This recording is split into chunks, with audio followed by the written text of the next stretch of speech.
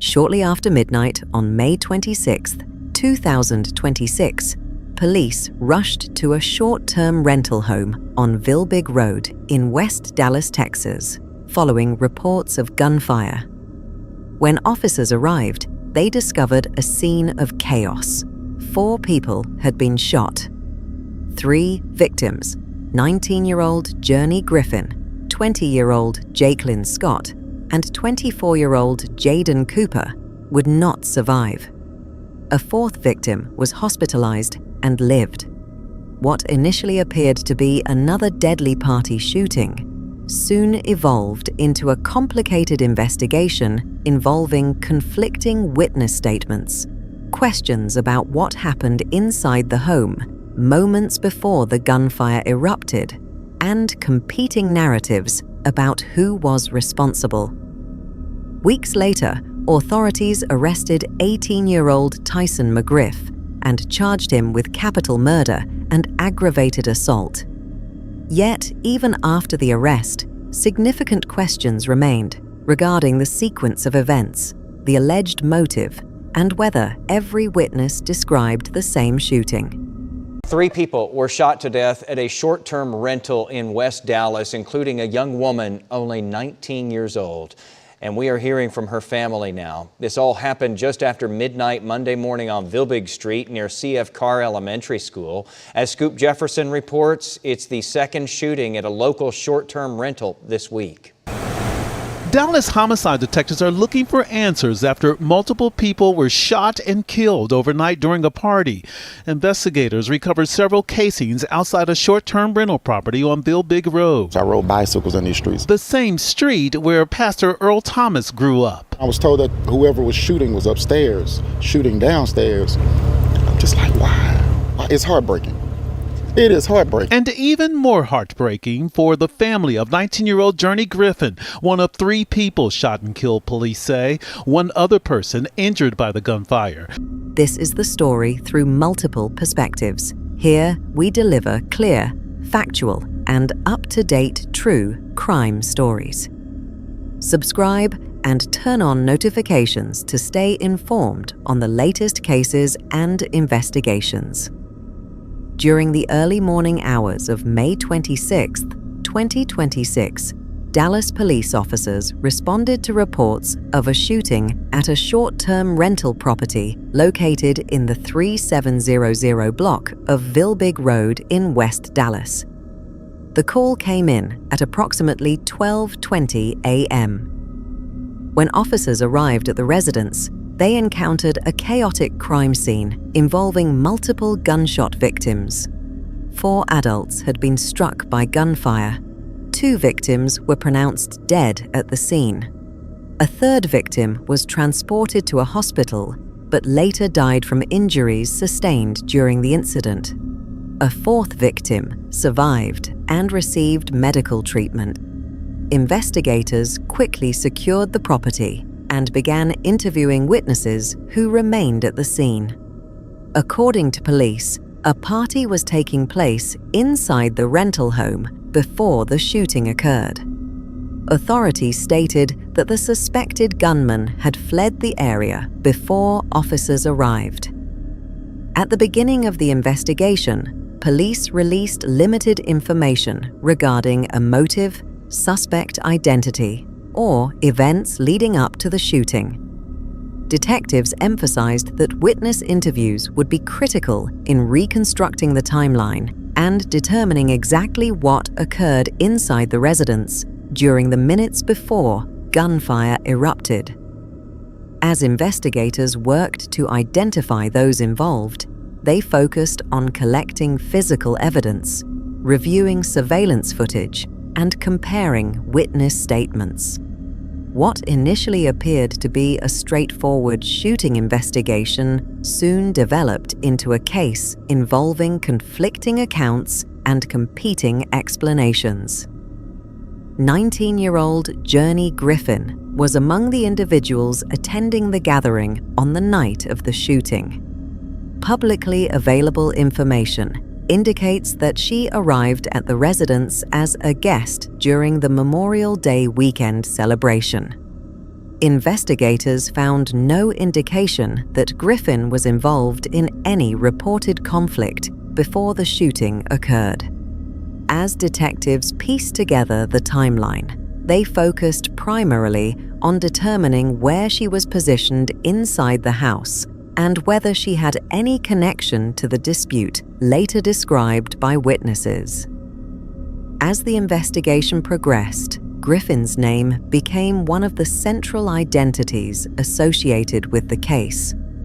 Authorities worked to establish her movements during the hours leading up to the shooting, comparing witness accounts with available evidence from the scene.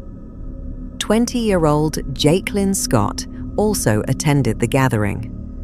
Unlike Griffin, Scott later became a significant figure in investigators' developing theory regarding the motive behind the shooting. According to witness statements summarized in court documents, Scott was allegedly involved in an earlier disagreement before gunfire erupted. Detectives examined claims that an argument involving Scott may have occurred sometime before the shooting. Whether that disagreement directly triggered the violence became one of the most important questions in the case. Investigators spent considerable time attempting to verify exactly when the alleged argument occurred, who was present during the exchange, and whether firearms were displayed during the confrontation. As evidence was collected, Scott's role shifted from simply being one of the victims to becoming a potential key component in understanding what led to the shooting. 24-year-old Jaiden Cooper was the oldest of the three victims. Like Griffin, investigators found no publicly documented evidence suggesting Cooper played a direct role in any alleged confrontation that occurred earlier in the evening. Detectives focused on determining Cooper's location inside the residence when shots were fired and whether he had any interaction with individuals involved in the reported dispute. As social media discussions surrounding the case intensified, individuals familiar with Cooper publicly challenged various rumors that circulated online. However, investigators remained focused on evidence obtained through witness interviews, physical evidence, and official records. From the victim's perspective, available information suggests the evening began as a social event attended by numerous individuals. Nothing publicly released by authorities indicates that Griffin, Scott, or Cooper anticipated becoming involved in a deadly incident. As investigators continued reviewing witness interviews and evidence, attention eventually shifted toward 18-year-old Tyson McGriff. Public court records show that McGriff was later arrested and charged with capital murder and aggravated assault. However, the path leading to his arrest was not immediate.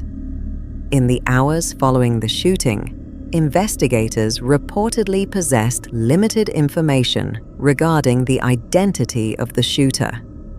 Detectives relied heavily on statements obtained from individuals who attended the party. According to law enforcement records, several witnesses later identified McGriff through photographic lineups. Investigators alleged that these witnesses had observed him before the shooting occurred and claimed he was present during key moments leading up to the violence. The defense perspective has not been fully presented through public court proceedings. As a result, the details of any defense strategy remain largely unknown. This created an immediate division between competing interpretations of the evidence. Investigators developed a theory suggesting that McGriff became involved in a dispute, left the property, and later returned before opening fire. At the same time, potential defense arguments could focus on issues frequently raised in criminal cases involving large gatherings. These include witness reliability, identification accuracy, memory distortion, and the challenges associated with observing events during chaotic circumstances. The absence of a fully developed public defense narrative left many questions unanswered, while investigators continued building their case. As detectives conducted interviews, witness accounts revealed significant inconsistencies. These differences became one of the most important aspects of the investigation. Several attendees described the shooting as occurring without warning. According to these witnesses, there was no obvious argument immediately before shots were fired. Some individuals stated they had been socializing normally and did not observe any confrontation significant enough to suggest violence was imminent. In this version of events, the shooting appeared sudden and unexpected. Witnesses supporting this account reported hearing gunfire without first seeing a physical altercation or heated dispute. If these statements were accurate, investigators needed to explain how a deadly shooting could occur without most attendees noticing any warning signs. Other witnesses provided a different account. According to statements referenced in the arrest affidavit, a disagreement allegedly occurred before the shooting. One witness claimed that Tyson mcgriff and jaiclyn were involved in a confrontation during the gathering.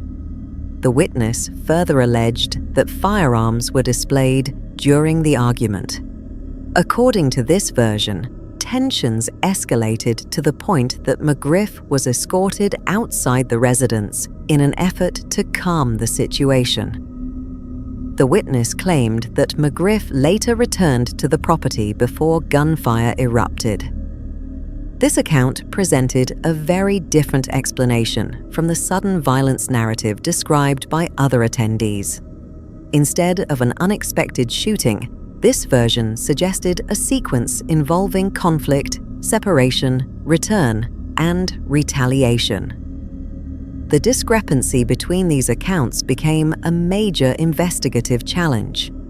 Detectives faced an important question. How could some witnesses describe a confrontation involving firearms while others reported seeing no argument at all? Investigators likely considered several possibilities. The house contained multiple rooms, meaning different attendees may have observed different events. Some individuals may have arrived after the alleged argument occurred. Others may have left certain areas of the residence before key interactions took place. Investigators also recognized that memory can become unreliable during stressful events. Individuals experiencing sudden violence may remember details differently or fail to observe incidents occurring elsewhere inside the property. Determining which witnesses possessed the most accurate information became critical to establishing a reliable timeline. As evidence accumulated, detectives began organizing witness statements into a structured timeline. One of their primary goals was identifying events that multiple witnesses consistently described. Investigators noted that several individuals independently placed mcgriff at the gathering. Witnesses also reportedly agreed that some form of interaction occurred involving Scott before the shooting. However, disagreement emerged regarding the severity of that interaction and whether it involved firearms. Detectives compared witness statements with physical evidence recovered from the scene. They examined the sequence of movements described by attendees and attempted to determine whether the suspect left the residence and later returned. the investigation increasingly focused on establishing motive. While authorities did not publicly disclose every detail, evidence appeared to support the possibility that an earlier dispute played a role in the shooting.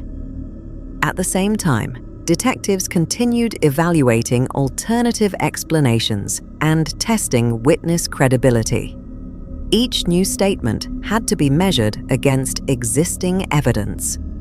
When discrepancies appeared, investigators attempted to determine whether they resulted from confusion, incomplete observations, or inaccurate recollections. Although authorities have not publicly released extensive forensic details, investigators collected substantial evidence from the crime scene. This included ballistic evidence, shell casings, victim injury documentation, and physical evidence recovered throughout the property. Forensic specialists worked to reconstruct the shooting sequence and determine how many firearms may have been involved. Medical findings helped investigators understand victim locations and movements during the incident. Ballistic evidence was examined to determine firing positions and establish whether witness accounts matched physical evidence recovered at the scene. These findings became particularly important when evaluating conflicting testimony. Whenever witness statements disagreed, investigators could compare those accounts against forensic evidence to determine which descriptions aligned most closely with physical facts. Early media coverage focused primarily on the basic facts. 3 individuals had been killed. A 4th person survived. A suspect had not yet been identified. Many initial reports described the incident as a party shooting involving an unknown gunman. As the investigation progressed, however, the narrative became more complex. Court records and witness statements suggested the possibility of a prior dispute. Investigators developed a more detailed theory involving specific individuals and alleged interactions occurring before the shooting. The difference between early reporting and later investigative findings illustrates a common pattern in major criminal investigations. Initial reports often focus on confirmed facts available immediately after an incident, while later developments reveal additional context gathered through interviews, evidence collection, and forensic analysis. As the case moves through the legal system, prosecutors and defense attorneys will likely focus on several key issues. Prosecutors may rely heavily on witness identifications, statements describing the alleged dispute, and evidence placing mcgriff at the scene. The defense may challenge the reliability of eyewitness testimony and question whether witnesses accurately observed events during a crowded and chaotic gathering. Jurors will likely be asked to evaluate competing interpretations of the same evidence. The outcome may depend on which witnesses are considered most credible and whether physical evidence supports the prosecution's timeline. Despite the arrest, several questions remain unresolved. Investigators believe an earlier conflict contributed to the shooting. However, not all witnesses agree that such a conflict occurred. Some attendees maintain they never observed an argument. Others insist the confrontation was significant and involved firearms. Questions also remain regarding the precise timeline, the sequence of movements before the shooting, and the extent to which each witness accurately observed events. As court proceedings continue, these disputed facts will likely remain central to the case. The deaths of Journey Griffin, Jaiclyn Scott, and Jaiden Cooper transformed what began as a Memorial Day weekend gathering into a major homicide investigation. While authorities have identified a suspect and filed charges, the final determination of events will ultimately depend on evidence presented through the court system. By the time detectives began assembling the timeline of events, the scene on Vilbig Road had already become one of the most significant homicide investigations in Dallas during Memorial Day weekend 2026. 3 people were dead, 1 person was injured, and dozens of individuals had been present at a crowded party inside a short-term rental property. Investigators quickly recognized that reconstructing the events leading to the shooting would depend heavily on witness statements, surveillance evidence, physical evidence recovered at the scene, and forensic analysis. The first confirmed point in the timeline occurred shortly after midnight. At approximately 12:20 a.m., Dallas police received multiple reports of gunfire at a residence in the 3700 block of Vilbig Road. Emergency dispatchers began receiving calls from individuals reporting shots fired and victims down inside the property. Responding officers were immediately sent to the location. Within minutes, officers arrived and encountered a chaotic crime scene. Multiple individuals were attempting to leave the property while others remained nearby. Officers located 4 victims suffering from gunshot wounds.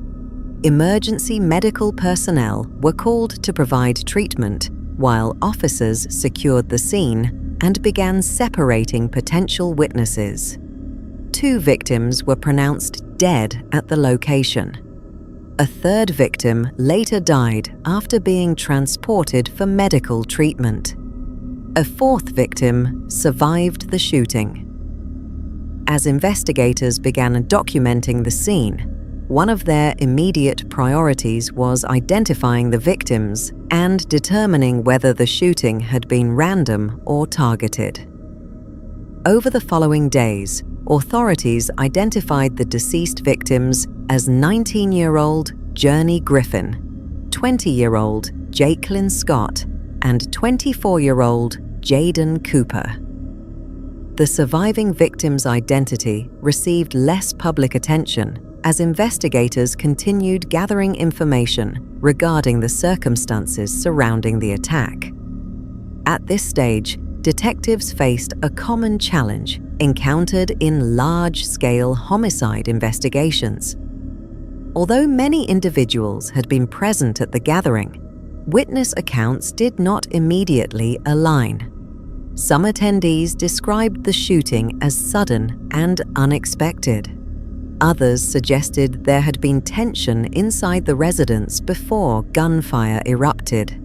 Investigators began organizing statements according to timelines, locations within the property, and witness proximity to the events. As interviews progressed, detectives noticed recurring references to a possible dispute that allegedly occurred before the shooting. Multiple witnesses referenced an interaction involving individuals at the party, though details varied considerably. Some witnesses described a verbal confrontation. Others reported seeing individuals arguing earlier in the evening. A smaller number of witnesses claimed firearms had been displayed before the shooting occurred. The inconsistencies did not necessarily invalidate the statements. Investigators understood that large gatherings often produce fragmented recollections. Different people observe different portions of an incident depending on where they are standing, who they are speaking with, and what they are paying attention to at the time. Nevertheless, detectives believed the alleged earlier confrontation warranted further examination. As the investigation entered June 2026, authorities intensified efforts to identify the shooter. Witness interviews became increasingly important. detectives conducted photographic lineup procedures with multiple individuals who had attended the gathering. During these sessions, investigators presented photographs to witnesses in an effort to determine whether any participant could identify the person responsible for the shooting. According to investigative findings later referenced in court records, several witnesses identified 18-year-old Tyson McGriff. These identifications represented a major development in the investigation. Detectives now had a specific individual connected to multiple witness accounts. More importantly, some witnesses reportedly described McGriff as being involved in an earlier conflict before the shooting occurred. Investigators began developing a theory that the shooting may not have been random. Instead, they examined whether a prior dispute had escalated into retaliatory violence. According to this theory, an earlier disagreement may have occurred inside or around the party. Detectives sought to determine whether that dispute continued after individuals left the immediate area, and whether the eventual shooting represented a continuation of the earlier conflict. However, significant questions remained unanswered. The most notable challenge involved reconciling contradictory witness statements. Some witnesses reported observing an argument. Others reported no confrontation whatsoever. Several attendees claimed they had no indication that violence was imminent. This discrepancy became one of the most important factual disputes in the case.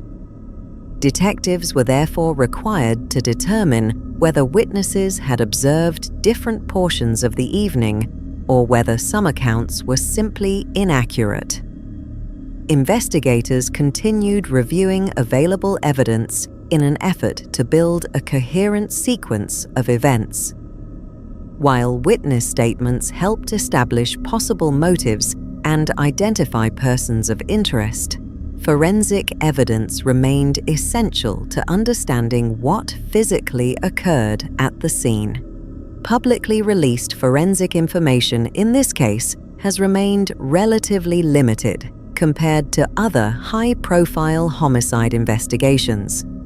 Even so, several key facts were documented by investigators. First, authorities confirmed the presence of 4 shooting victims. This fact established that multiple rounds had been fired and that more than one individual had been struck during the attack.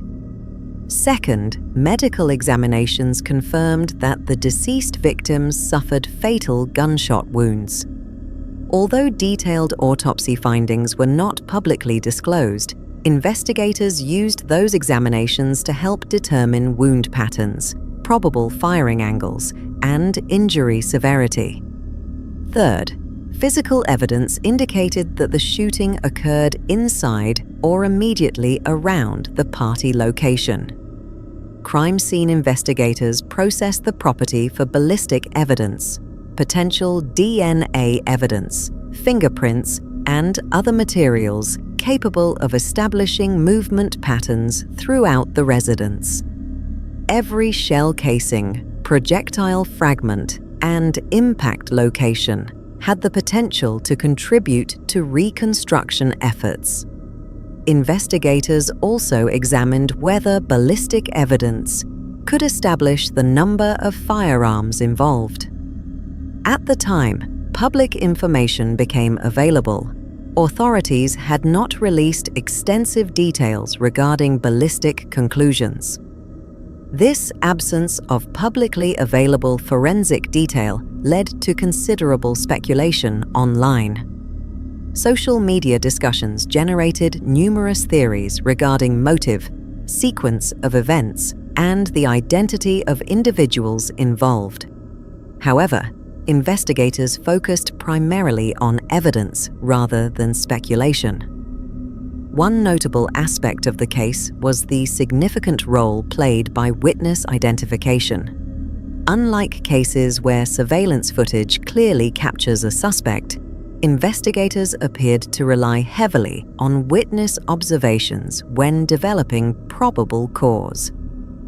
This made interview procedures especially important. Detectives compared witness accounts against physical evidence recovered from the scene in an effort to identify consistencies and eliminate inaccuracies.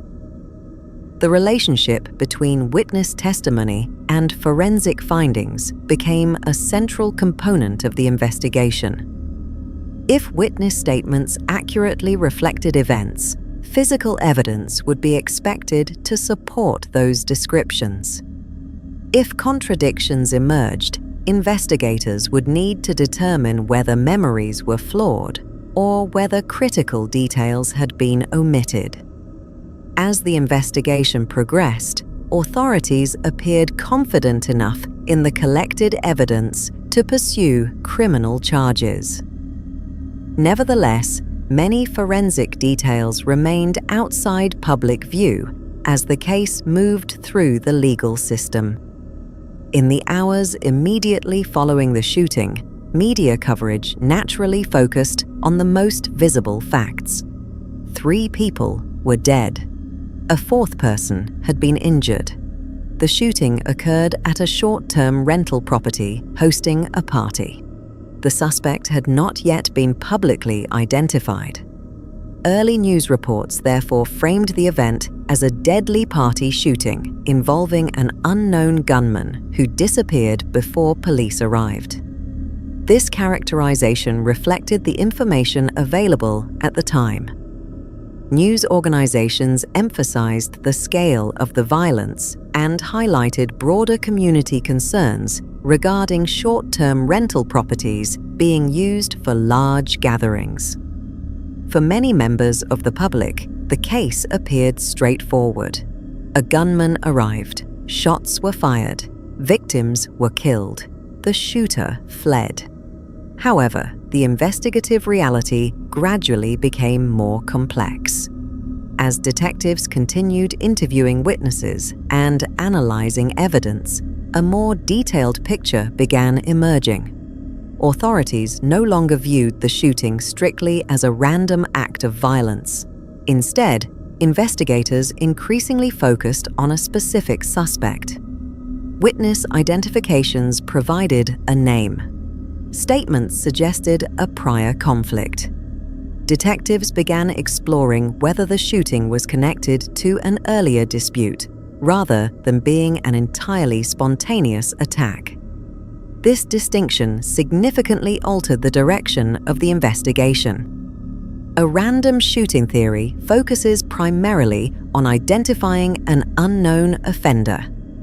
A targeted shooting theory requires investigators to understand relationships, prior interactions, potential motives, and event sequences leading up to the violence.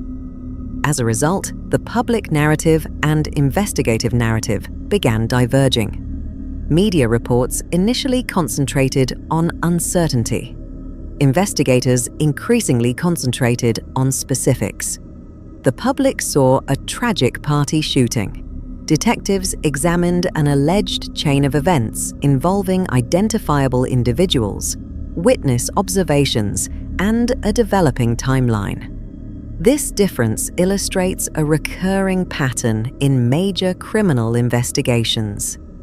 Initial reporting often reflects only the information available during the first hours after an incident.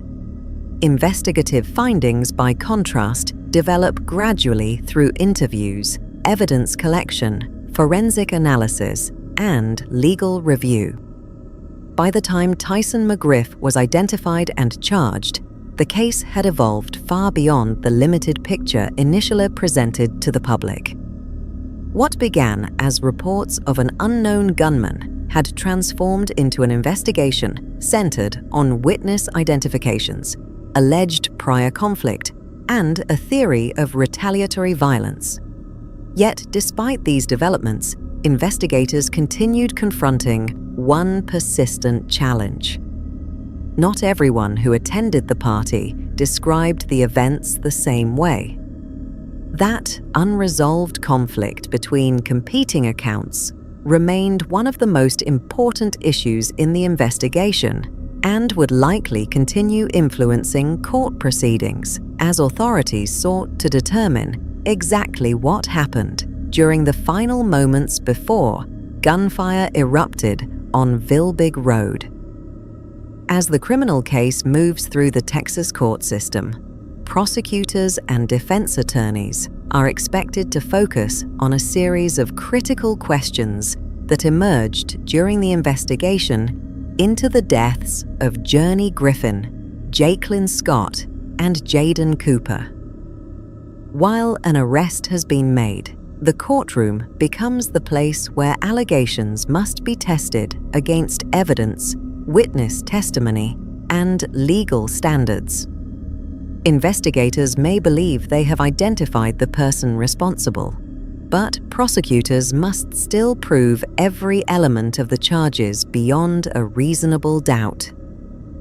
The shooting occurred during the early morning hours of May 26, 2026, at a short-term rental property on Vilbig Road in West Dallas. By the time officers arrived, multiple people had been shot. 3 victims, Journie Griffin, Jaiclyn Scott, and Jaiden Cooper, were pronounced dead, while another victim survived.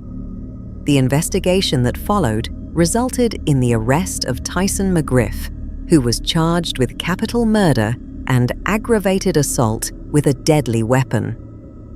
Once a case reaches court, the focus shifts away from public speculation and toward evidence that can be legally presented before a jury. Prosecutors are expected to build their case around witness accounts, the timeline established by investigators, and evidence collected at the scene. According to charging documents and investigative reports, witnesses allegedly identified McGriff as the individual involved in events leading up to the shooting. These identifications became a central component of the prosecution's theory. Detectives reportedly gathered statements from multiple individuals who attended the party, and some witnesses claimed they recognized McGriff both before and after an alleged dispute occurred. Prosecutors are also expected to highlight reports describing an earlier conflict that allegedly took place before gunfire erupted. According to investigative findings, witnesses described an argument involving individuals at the party. Some statements suggested tensions developed before the shooting, creating what investigators believe was a sequence of escalating events. Prosecutors will likely argue that this dispute provides context for what happened later and helps explain the actions attributed to the suspect. Another important element involves the allegation that McGriff left the immediate area and later returned before the shooting occurred. Investigators reportedly concluded that the suspect's movements before the shooting were significant because they may help establish intent and premeditation. If prosecutors can demonstrate that an individual left following a confrontation and later returned armed, they may argue that those actions support the charges filed in the case. However, criminal proceedings are not determined solely by the prosecution's theory. Defense attorneys are expected to challenge key aspects of the investigation and raise questions about whether the evidence supports the conclusions reached by law enforcement. One likely area of focus will be eyewitness identification. Although witnesses may believe they accurately identified an individual, defense attorneys frequently examine the circumstances under which those identifications were made. Factors such as lighting conditions, distance, distractions, stress, and the speed of events can all affect a person's ability to accurately recall what they observed. In a crowded environment where dozens of people may have been present, defense attorneys may question whether every witness had a clear opportunity to observe the same events. The conditions inside the party are also expected to become an important issue. Reports indicate that numerous individuals attended the gathering. In situations involving large crowds, different people often observe different portions of an incident. Some witnesses may be inside one room while others are outside or elsewhere on the property. As a result, recollections can vary significantly even when individuals are describing the same event. Defense attorneys may argue that the environment itself created opportunities for confusion. Loud music, movement throughout the property, conversations occurring simultaneously, and the sudden nature of gunfire can all affect witness perception. Attorneys may attempt to demonstrate that some witnesses only observed fragments of the overall incident rather than the complete sequence of events. Another issue likely to receive attention involves the possibility of witness influence. During major investigations, witnesses often communicate with one another before providing formal statements. Defense attorneys may question whether conversations between attendees affected how certain events were remembered or described. If multiple individuals discussed the shooting before speaking with investigators, attorneys could argue that memories became influenced by information obtained from others rather than direct observation. The defense may also examine the extent to which physical evidence supports witness accounts. Public reporting has focused primarily on witness testimony and investigative findings rather than extensive forensic evidence. While investigators may possess additional evidence not released publicly, defense attorneys could emphasize the limited forensic information discussed in news reports. They may argue that physical evidence should independently support key elements of the prosecution's case. Ultimately, the jury will be tasked with evaluating all evidence presented during trial. Jurors must determine whether the prosecution has established guilt beyond a reasonable doubt. This standard does not require absolute certainty, but it does require jurors to reach a conclusion based on evidence rather than speculation. The jury's decision will likely depend on how they assess witness credibility, the consistency of testimony, and the strength of supporting evidence. If jurors believe witness accounts are reliable and supported by the investigative findings, prosecutors may strengthen their argument. If significant inconsistencies emerge, defense attorneys may argue that reasonable doubt exists. As of June 2026, Tyson McGriff has been arrested and formally charged with capital murder and aggravated assault with a deadly weapon in connection with the deaths of Journey Griffin, Jaiclyn Scott, and Jaiden Cooper. The charges represent allegations rather than findings of guilt. At this stage, the criminal proceedings remain active. Court hearings, motions, evidence reviews, and future trial proceedings are expected to determine how the case ultimately concludes. No conviction, acquittal, plea agreement, or sentencing outcome has been publicly reported. Because the case remains pending, many details continue to be evaluated through the legal process. Investigators may still be reviewing evidence, prosecutors may continue preparing their case, and defense attorneys retain the opportunity to challenge investigative conclusions. As a result, the final legal outcome remains unresolved. The next developments will likely emerge through court filings, evidentiary hearings, and future proceedings. Despite the arrest and formal charges, several important questions remain contested. From the perspective of law enforcement, investigators believe witness statements support their conclusions regarding the suspect's identity and actions. Detectives have indicated that multiple witnesses identified mcgriff during the investigation. Investigators also maintain that an earlier dispute occurred before the shooting, and that this confrontation played an important role in the sequence of events. Police further allege that the suspect returned before gunfire erupted. Investigators believe this movement is a critical part of the timeline because it connects the earlier confrontation with the later violence. The defense, however, is expected to challenge several aspects of that narrative. One major question involves whether witness identifications were reliable.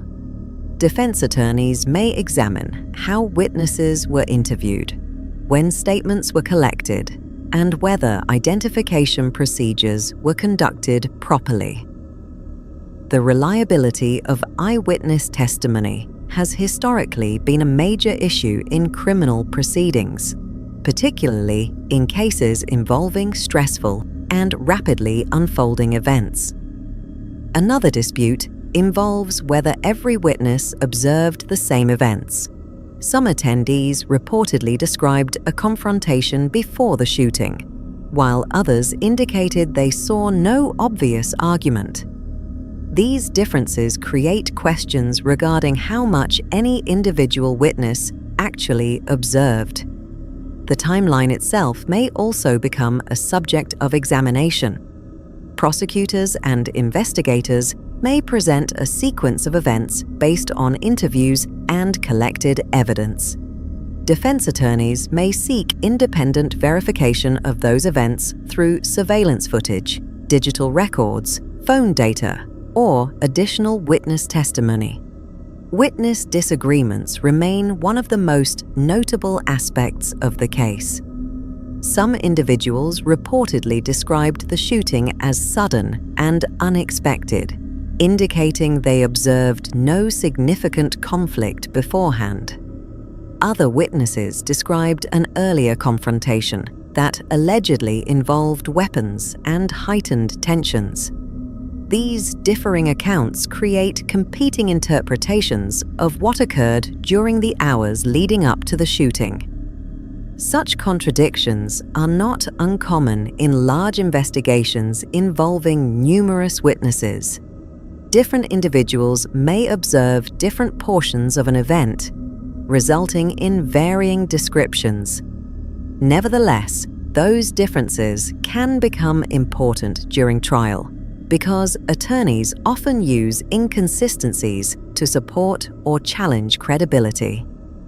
Beyond the courtroom, members of the community continue to ask broader questions regarding the incident. One recurring question concerns why the alleged dispute escalated into deadly violence. Investigators may have developed theories based on witness interviews, but the exact motivations behind the confrontation remain a subject of public interest. Another question involves whether the shooting could have been prevented. Reports suggesting an earlier dispute have led some observers to question whether intervention before the shooting might have altered the outcome. The final minutes before gunfire erupted also remain a focus of attention. Investigators have constructed a timeline based on available evidence, but the precise sequence of events remains central to understanding how the incident unfolded. The deaths of Journey Griffin, Jaiclyn Scott, and Jaiden Cooper transformed a late-night gathering into one of Dallas's most closely watched homicide investigations. While an arrest has been made and charges have been filed, the legal process continues. The prosecution, defense, investigators, witnesses, and ultimately the jury will all play roles in determining how the case is resolved. Until court proceedings reach a conclusion, many of the central questions surrounding the shooting remain matters for the justice system to evaluate.